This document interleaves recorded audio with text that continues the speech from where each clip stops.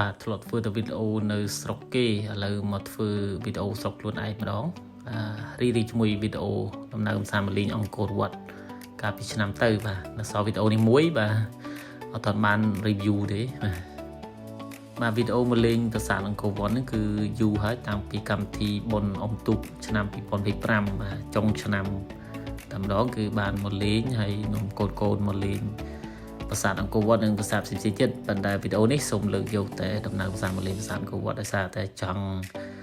ប្រម៉ូទដើម្បីឲ្យបរទេសបានឃើញពីអ្វីដែលថ្មីហើយចាប់អារម្មណ៍បំផុតនៅប្រាសាទអង្គរវត្ត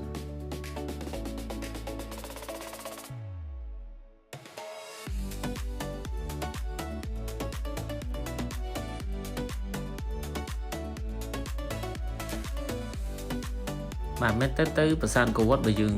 ដាក់ចិត្តដើរលេងគឺមួយព្រឹកគឺដើរអត់ទេបាទពីព្រោះធំហើយយើងចង់ដើរបានសពកន្លែងហើយគ្រប់ទីតាំងហើយមើលល្អិតល្អន់គឺជួនកាលចំណាយពេលសឹងមួយថ្ងៃតែអ្វីដែលយើងធ្លាប់មកច្រើនដងហើយគឺយើងមើលតែលក្ខណៈពិសេសកន្លែងចំណុចសំខាន់ដែលយើងអាចរក្សាទុកជាអនុស្សាវរីយ៍ឬក៏មើលលក្ខណៈទ្រង់ទ្រាយប្រៀបធៀបពីឆ្នាំមួយទៅឆ្នាំមួយតើមានការប្រែប្រួលដូចម្ដេចអានឹង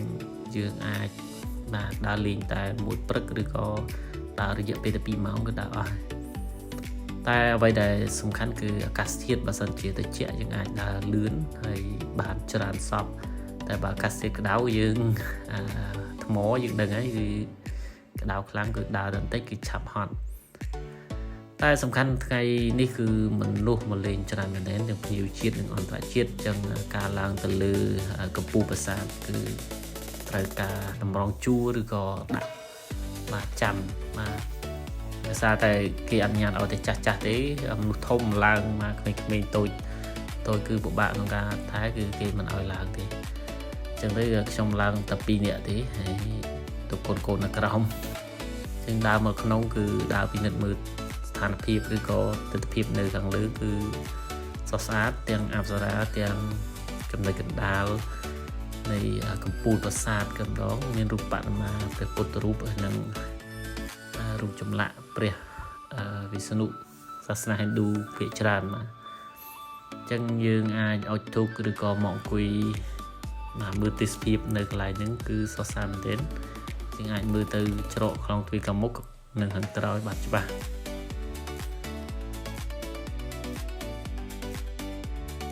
ពេលដែលខ្ញុំទៅលេងស្រុកគេជាពិសេសស្រុកអឺរ៉ុបឬក៏ស្រុកបារាំងគឺស្ថានភាពប្រាសាទ casual របស់គេគឺមិនមានលក្ខណៈដូចយើងទេគឺគេមានបែបបត់គេមកផ្នែកហើយមើលទៅគឺបែបរចនាបថអឺរ៉ុបគឺមិនសូវជាលំអិតដូចយើងទេនៅក្នុងប្រាសាទអង្គរវត្តគឺមែនទែនទៅគឺគួរឲ្យសរសើរមែនទែនទាំងចម្លាក់នៅតាមតសទាំងអប្សរាទាំងអីគឺមើលទៅគឺបានដឹងថាស្រុកខ្មែរគឺអច្ឆរិយៈមែនទែនពីព្រោះតែបើយើងប្រៀបធៀបនិន្នាការវប្បធម៌សិល្បៈគឺបាទប្រាសាទអង្គរវត្តនេះគឺឆ្លុះបញ្ចាំងបានល្អទាក់ទងនឹងអរិយធម៌ដ៏រុងរឿងហើយនឹង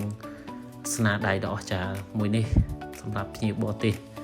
ជាពិសេសភ្ញៀវដែលមកពីប៉ែកអឺរ៉ុបគាត់នឹងសរសើរលន់មកគ្រប់គ្នាទាក់ទងទៅនឹងរចនាបថទាក់ទងនឹងអ្វីដែលជាម៉ូដនៃប្រាសាទអង្គរវត្តនេះហើយនឹងការសាងសង់ហើយនឹងការរៀបចំទាក់ទងទៅនឹងប្លង់គឺសំខាន់មែនទែនហើយយើងមើលមួយផ្នែកធំគឺត្រូវបានជួសជុលដោយសារតែវារងផលប៉ះពាល់ពីគ្រោះធម្មជាតិហើយនឹងបបផែនមួយចំនួនដែលវាចាស់ទ្រុឌទ្រោមតែប្រាសាទអង្គរវត្តយើងគឺសរសើរមែនទែនមកដល់គឺបើសិនជានៅខាងក្រៅក្តៅគឺចូលមកក្នុងគឺត្រជាក់ដែលយើងអាចដើរមើលសាលាចរិតឬក៏រូបដែលគេឆ្លាក់នៅតាមផែនីមួយគឺបង្កប់នៅអត្ថន័យខ្លឹមសាររឿងភាគច្រើនទាក់ទងទៅនឹងហិណ្ឌូទាក់ទងនឹងព្រហ្មញ្ញសាសនាទាក់ទងនឹងពុទ្ធសាសនា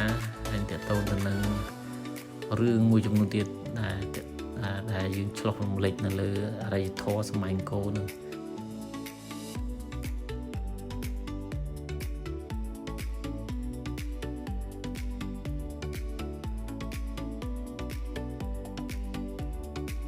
mà như thế cho cứ bớt sân chia đập